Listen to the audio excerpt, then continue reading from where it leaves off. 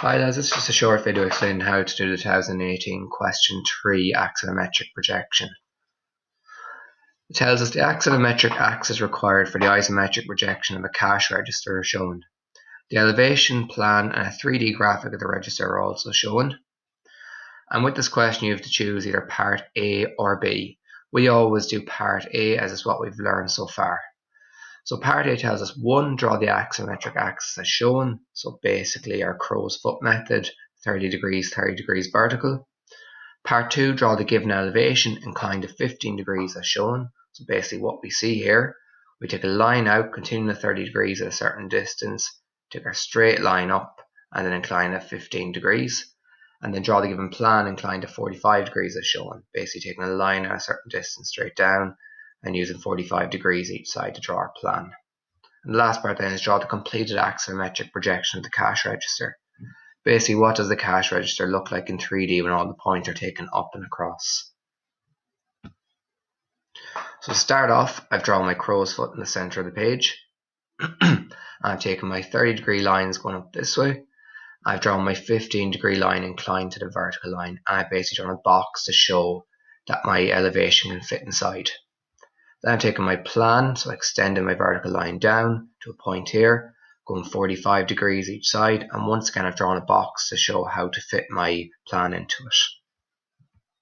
After that then I've drawn my elevation and plan, and I've taken my heights down here, my widths down here, to show for the ones I'd be missing in my plan. So for example, where the actual quarter circle that appears there, where that hits it, I've taken that width on my compass and applied it there to get the width there in my plan. If you just look at the measurements, you'll be able to see how to get all points. After that then I start to draw the right side of the actual cash register. So I've taken all of my points up, I've taken all of my points across, and where they meet I've connected them all together to draw that side there. After that then I focused on the front part that's sticking out here, the actual till for the cash register. So once again shown in pink there, the line coming in at 30 degrees. The corresponding one there comes up and that's where it meets it. I just repeated that over and over again to get the front of it. After that then I start to do the outline of where the curve is going to appear. So I've taken in the bottom edge there.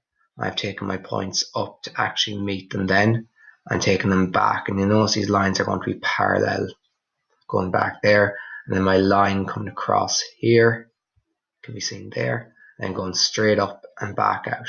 I've also drawn the opposite end there as well, of where the curve is actually going to go around there to connect, and there to connect as well. After that then I've drawn the top part of the till, where you'd actually see maybe the total amount that has to be paid.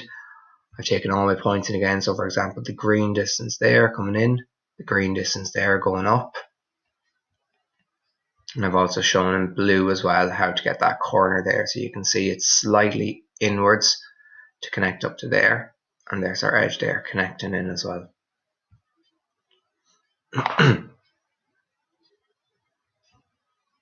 After that then, it's actually all you have to do left is to actually draw the circle. So what I've done is I've actually divided up, just taking random points instead of using 30/60s. I've taken just 0, 1, 2, 3, 4 and 5. I've ripped off a piece of paper just like I did with the last question. I've marked off my widths there. What I'll do is I'll apply them widths to my plan, so you can see there. So I can actually use them to take them up and across for my last few points to complete the question. So you can see there, for example, 0, 1, 2, 3, 4 and 5 all taken up, and 0, 1, 2, 3, 4 and 5 all taken across then to draw my freehand curve. And I just repeat the process then for the back of it. So you can see there, it's the exact same idea. All these points continue in. I just take 0, 1, 2, 3, 4 and 5 up from this side. So for example 2 there goes up, stops there, where 2 comes in from this side to meet it. Also, I didn't point out in a previous slide, just to remember to draw that edge going in at the back at 30 degrees, where the back leg is there of the till.